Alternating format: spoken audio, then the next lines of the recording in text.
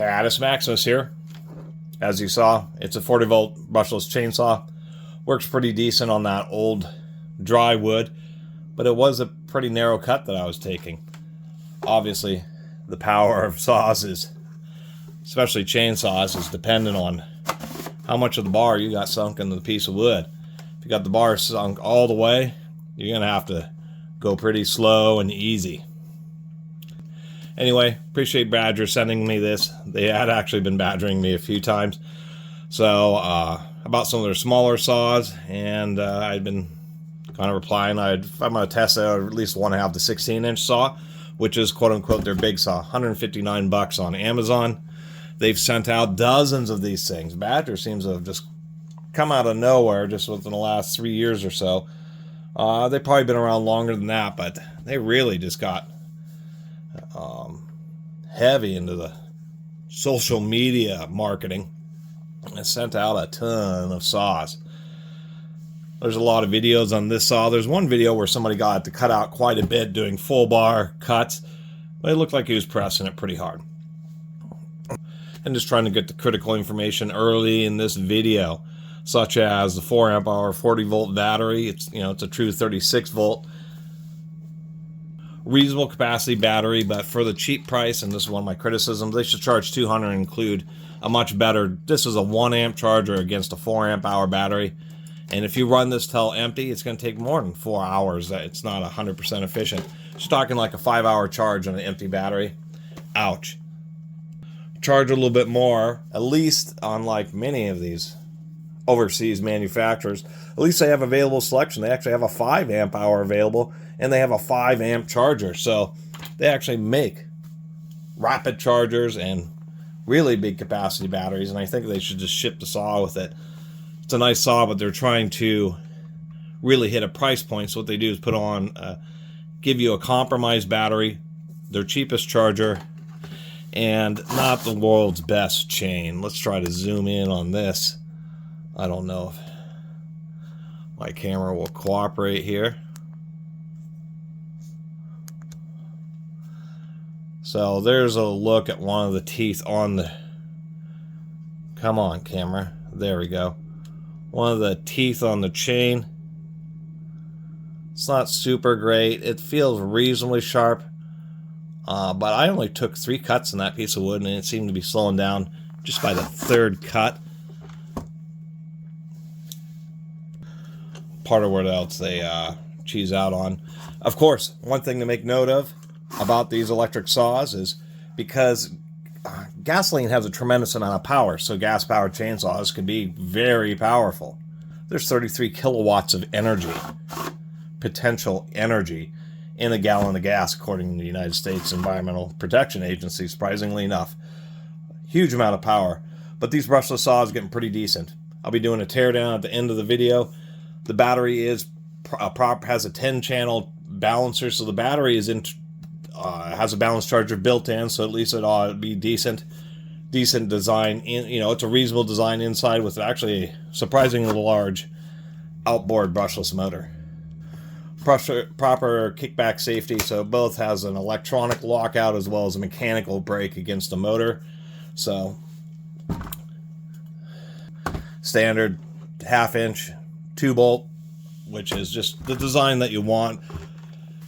A lot of the quick adjust mechanisms just seem to have issues or get loose over time, and there's something to be said about the tried and true 2-bolt because it just stays secure.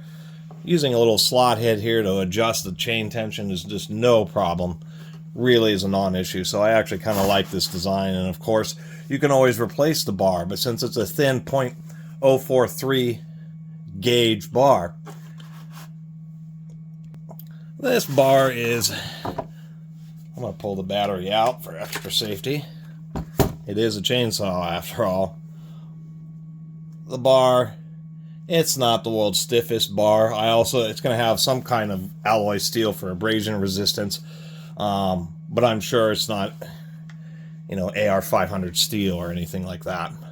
And you constantly got to check the chain tension, especially if it's new. I ran this through those 3 cuts and I had it tensioned perfectly, and it's still probably okay, but the chain how you want to have a chain is you don't want it so loose to where you risk it coming out of track, but you can't have it too tight. It'll just generate too much friction, and that's actually when chains break. They can easily overheat, especially around the nose where there's all that tension. What a lot of people do is just put the saw on the table, and they'll have the chain slack and drop, and they'll just slowly adjust the screw until the chain just sucks itself up, and that would be just the right tension, you know.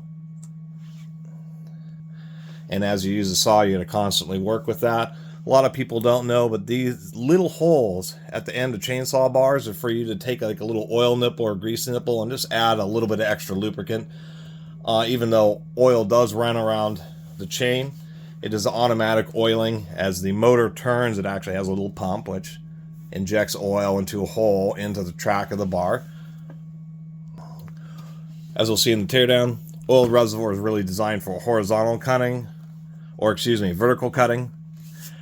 If you do horizontal cutting, the tank needs to be at between half and full, because the hose is in the middle of the center of the tank. So when you're cutting sideways, if you're only at a quarter tank of oil, it won't get into the hose and the bar will be unlubed. So I think they could have worked on that a little bit, placed the hose a little bit differently. So it's the one thing to be aware of, is it's really designed for vertical. When you go horizontal, you got to make sure that that's topped off. It's kind of a weird, I guess, misdesign choice when they really should have had the hose in this far down corner of the tank, so that way it would have been equal feeding whether it was horizontal or vertical. But that's just a little bit of a lack of experience building chainsaws. Otherwise, it is nice. It's direct drive. You don't have any gear reduction. You heard how it's sped up, so it's a load sensing. So as you run it up, it's going to run it a little bit easier until it detects a load on the motor. Until it detects the motor starts slowing down, then it's going to start sending full power to it. And it's part of how they maintain efficiency and getting a reasonable number of cuts out of something that requires so much load, such as big deep cuts where you have a big wide area. Speaking of the chain, actually quickly before I get to that, it is made to do some hard work. So the battery's ventilated. There's a vent down the bottom of the battery case, and how the cooling for the motor works is it actually sucks air through the fresh air through the battery, through the back of the stall where there's less dust, and exhausts it. It does have a metal fan, and exhausts it out the bottom. There's a special shroud and everything, so it forces the air to be sucked in through the battery, through the motor, and out through the bottom of the saw. So it's not going to be blowing any dust that it does pull through your face. But it's something that you're going to periodically want to get in there and get all throughout the vents. If you use this very much at all, blow it out with compressed air. You'll really want to do that. That's what's going to end up killing the motor and killing the saw, is just getting built up with sawdust and then can't get proper airflow. Plus, even if there's not a ton of sawdust, if it builds up around like the inside of the motor, then the sawdust acts as insulation. So that's one consideration. Overall, pretty decent for the money. They sent out a bunch of them. The saws seem to do halfway decent in various tests. There's actually quite a few videos of this particular saw actually cutting through some pretty heavy timber if you just go a little bit easier.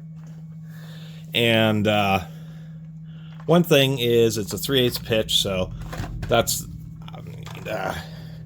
3/8 would be the average distance between two of these pins, but they're asymmetric, so you measure between the third pin and then divide that by 2.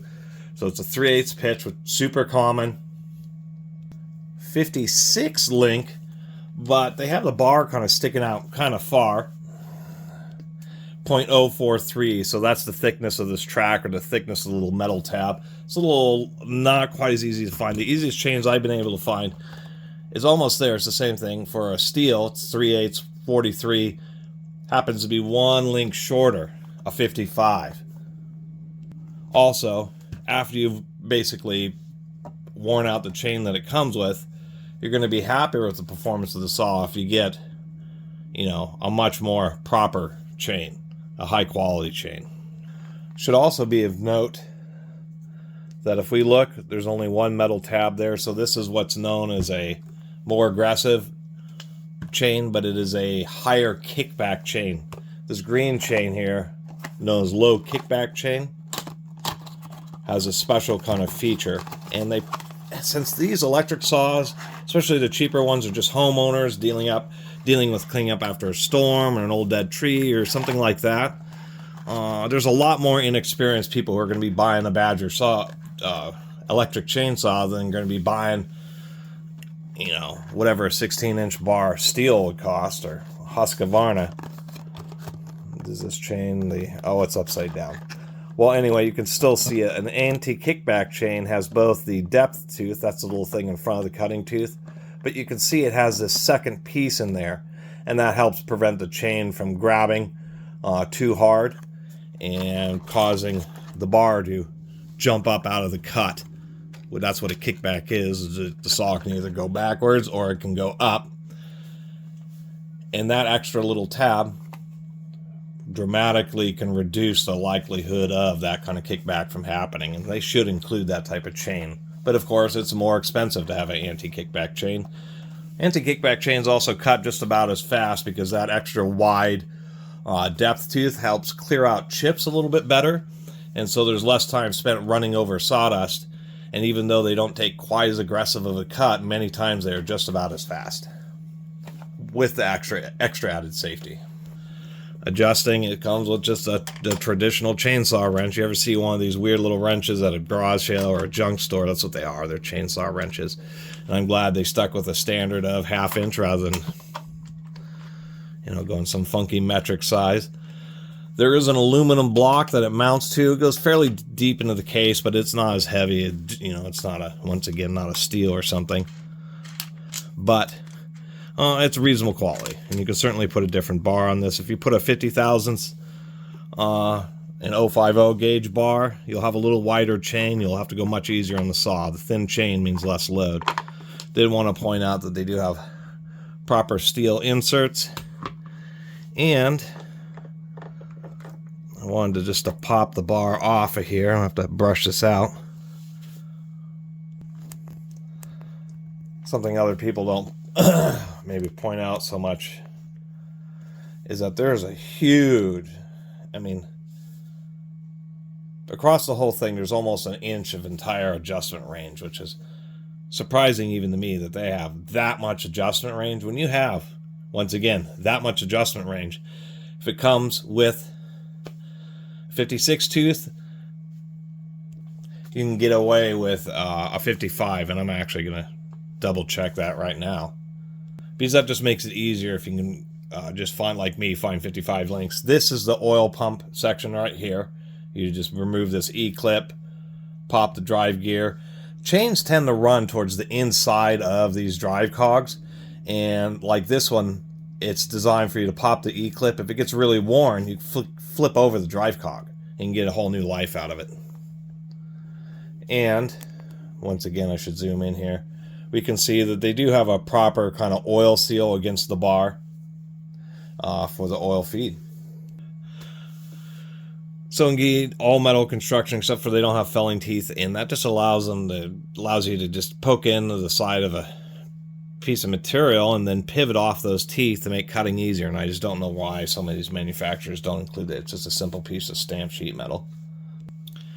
For anybody curious, so it feeds this hole. This is actually a little kind of rubberized piece there, so that's what's pressing on the other side of the hole to seal it, to actually force the lube to go down through the bar. Even smaller differences between the chain it comes with. You can see how the drive links, those are what run in the guide slot. Just that hole is actually to trap a little bit of oil and drag it along with the chain. You can see on the steel, not only has the hole, it has these little divots to hold even more oil. And I guess I'll finish it off here by saying that actually the 55 length is just a touch too short, just a touch beyond what it's able to take, what it's able to deal with. So this has the range of using either 56 or 57 link. So we'll get on to the teardown, and that's actually unfortunate. This thing has literally, like a 1/16 of an inch or something, 1/8 of an inch to be able to accept a 55 tooth chain, which is, so I'll just have to return those and order some other ones. So besides that, definitely will accept a 57 tooth chain. The bar will be sticking out a little bit, but there's a ton of adjustment there. And as far as these saws are concerned, for the price of them, they're fine for really what they're, well, say just homeowner, but you know, there would be arborists and forestry professionals, a variety, I mean, of people. And of course, all the pro tool companies, Makita and Milwaukee and DeWalt, all have chainsaws. It's just the convenience of electric in a lot of situations, especially just knocking down limbs and smaller diameter stuff. And it's just grab and go, and they're not particularly loud, and they work, and they're actually pretty reliable. I at least approve of this Badger a little bit more versus some of the other brands, just because just uses a traditional 2-bolt system, and any bar that's compatible with the 2-bolt system you can use. So you can shorten this up and turn this into a 14-inch or even a 12-inch. I'm sure they make some pretty short bars that will work on this. And then you would have, you know, it'd have tons of power, and maybe there might be a situation where you might put a 20-inch bar on it. It would have not that great of a time trying to drive a 20-inch bar. You'd be going real slow and easy. Going to be a long video. Getting a little closer look here. So we're going to see how they're doing balancing. Now, of course, on the battery, they don't want you getting into it. They're using T10 security torque, so those are pin in socket. They have little bumps, so you can't use standard bits. You, of course, got to use ones with a little hole in them.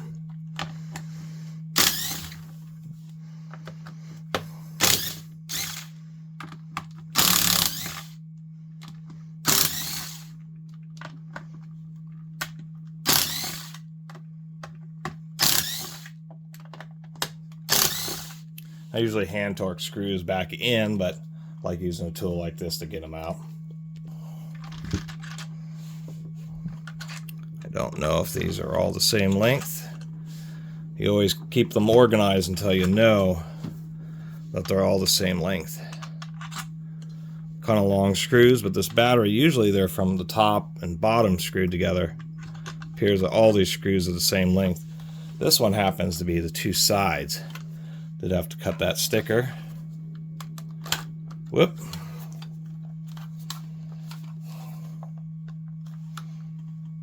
Did have to cut through this battery sticker.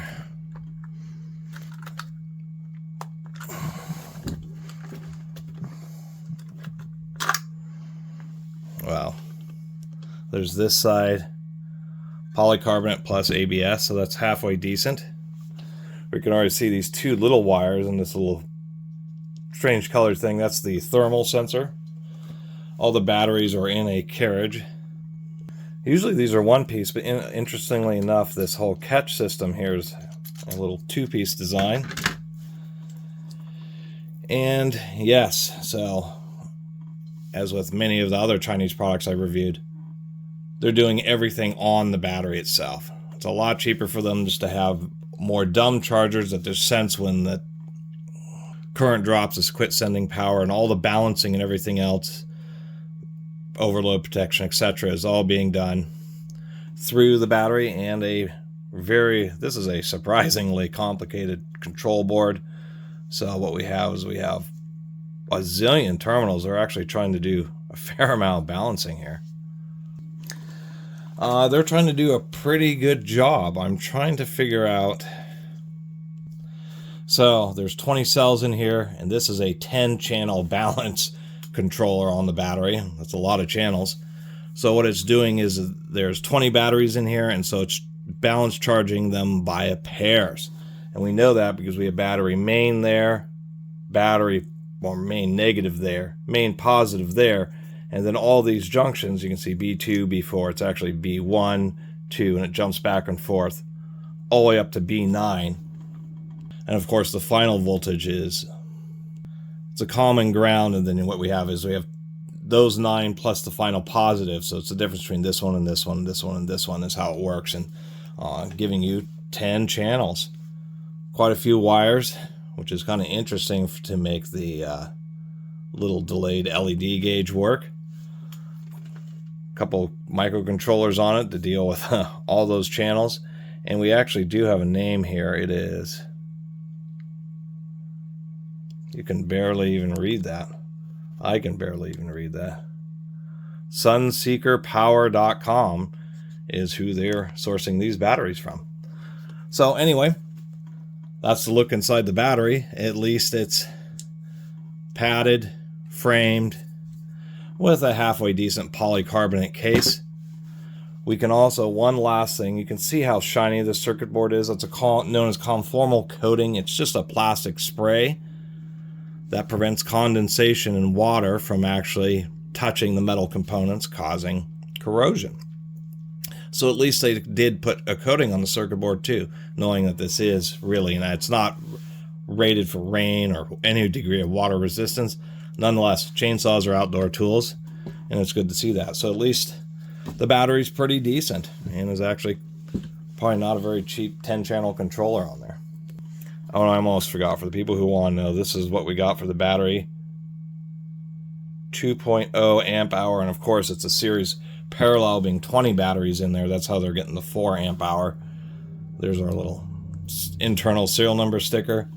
And that 20p, I believe, is the maximum discharge rate of the battery. So that is a maximum 20 amp discharge cell. So they are pretty high power cells. Something to also know, and I've learned about lithium ion, is the higher the density of the cell, the harder the time it has with, well, that goes on this side, discharge rates. So you can get like 3,500 milliamp hour 18650 cells, but they're not going to have you can't get them with a 20 amp discharge rate. If you want cells that can deliver high amounts of power in short amounts of time, due to the nature of the chemistries, you actually have to get a slightly lower capacity cell, and due to the nature of, I guess, its robustness or how thick the layers are, it's able to deliver more amps than a really high capacity battery. Let's go ahead and knock this thing down and take a look inside. Fortunately, you don't actually have to take the bar or anything off to do this. Just a bunch of screws. Of course, I'm doing... So I'll do the cut, edit it, my couple of simple cuts in the beginning of the video, but I'm doing this tear down actually before I do those cuts, because of course it'll be all dusty and greasy.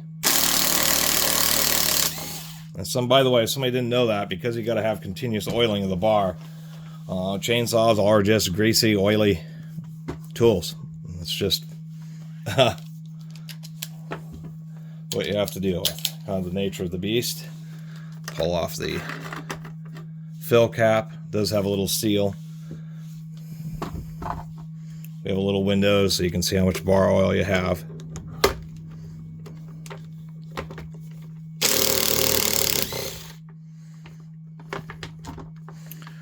Reasonably tight screws on this. Those 3 screws are all the same size. This handle is actually feels pretty robust. This handle would actually probably take a drop. I don't know from how far onto concrete it would take a drop, but certainly on the dirt feels reasonably sturdy. Now we got a whole bunch of screws around the edge. Alright, moment of truth here. See how badly I can mess this up. Pretty substantial housing here. Trying to see what grade of plastics we have. That's proper. Did finally find it. Hard to see. Really hard to see with that zoom level. There we go. PA6 GF30. So that is nylon with 30% fiberglass reinforcing, which is pretty proper. And, you know, a big piece like this can have a little bit of flex, but it's really not too bad. So this is that oddball shroud that's going around the fan. And so what the fan does is it draws in through this bottom vent, past this big heatsink on the controller, through the inner housing, and then it's being thrown out through this vent. Oh no, it can't even come in through this side vent. That's kind of interesting. It can only go out through this bottom vent. So it pulls in, goes in this cavity, and then shoots out there. And so that's how they're getting the air, is going through the motor and then back out. It's not really going in and out through the same side. It's going in through the battery compartment and then out through the bottom. But it still is pretty smart. We have our little oiler hose there. A little rubber gasket to prevent it from giving you too much trouble. 2-pole micro switch. It's actually a pretty robust micro switch. Of course, this is the protection because it's sitting here. What happens is that little tab prevents you from pulling the trigger. Of course, if you're feeling adventurous, you can remove this extra safety switch if you really dislike it and just rely on the front thing. Don't recommend it, but there may be some people who may like the option of just being able to remove this safety simply and easily. Let's get a little closer look at this motor here. Whoop. Figure out how to zoom properly. So there's our big metal fan. I mean, this controller is actually pretty thick and pretty wide. Of course, it's going to be that's actually kind of soft. It's like a silicone or something. But of course, it's 40 volts. It's going to have to deal with quite a bit of wattage. So hence a beefy controller. I'm glad to see that it has a heat sink in there. And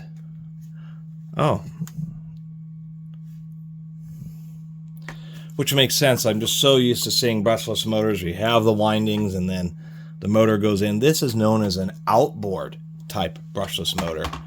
Oh, our brake mechanism is just that rubber tang that hits against the motor. So this isn't actually interlocking into any kind of teeth or maybe into the blades of the fan. It's just a rubber stopper, a friction stopper. So when you hit it, it will slow it down super fast.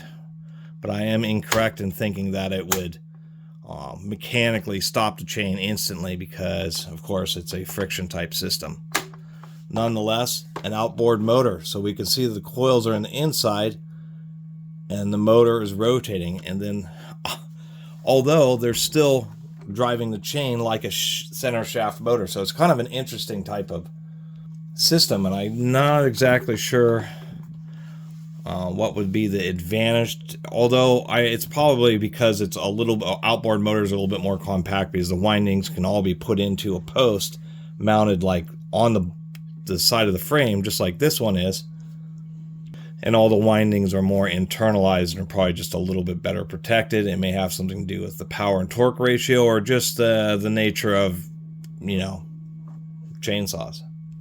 So there's a hollow post with the field stack and coils mounted onto the post, and then this outboard portion goes through. Usually, like when it comes like drones or something, you'd mount your, you know, propeller blades right to the, you know, the top of the outboard portion of the motor. But in this case, they're doing it, I think, just for me. I don't know if it's for effectiveness and cooling and debris resistance, but nonetheless, still kind of interesting.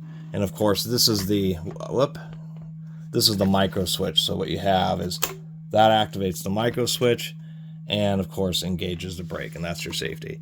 Other than that, you know, obviously these things are pretty simple. There's complicated electronics to drive the 3-phase motor and the load detection, but otherwise, I mean, it's just a battery and a controller and an electric motor. Just this controller is more expensive. That's why they use brush motors for so long. And this is actually a pretty large, I mean, compared to my hand, that actually is a large brushless motor. If you had a cordless drill with this brushless motor in it, it would break your arm. And no gears to wear out. It is a big enough motor to where it's just direct drive. The sprocket is mounted right to this axle. So once again, a long time ago, which I still have, a little brushless 6-inch one of those little mini pruning saws, and it actually has a gear reduction in it. But this one, nope, it's direct drive. So definitely, for how simple it is, should be reliable as long as this controller holds up.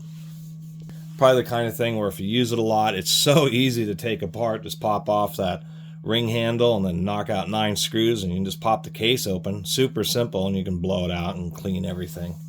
So actually I think it's reasonably serviceable. And one last thing before I put this back together. I was trying to figure out how the automatic oiler, but we have a hose that goes into here and then comes back out. This is where it's feeding the bar. There's a little gasket. We can see it's actually a pretty sizable chunk of aluminum that they have in there for the backside of the bar mounting. But this tube goes into this little compartment here, and there must be, people may have known of, maybe familiar with medical fluid pumps, which are actually rollers that roll around the hose and move a specific amount. And that's what they appear to be doing here, is this motor has some kind of mechanism in there where it's squeezing the hose, and as it's running, it's giving a constant light amount of oil. And of course, we can see inside that the hose is right here. So if this thing is filled up pretty full, then whether or not you have it vertical or horizontal, that's why the hose is kind of in the middle bottom section, it will still get oil. Now, if you're using it upside down for whatever reason, it won't get oil. And if it's running low on oil and you're like horizontal, if it's below the hose, then it won't oil the bar. So it's one thing to be aware of, is that these type of tanks, you actually want to, unless you know you're just going to be doing vertical cutting, making firewood, is to keep the tank pretty full. That way, whatever position you're running it in, you'll still get oil. And of course, the one thing is hoping that this fitting doesn't leak and you don't end up with a double oily chainsaw.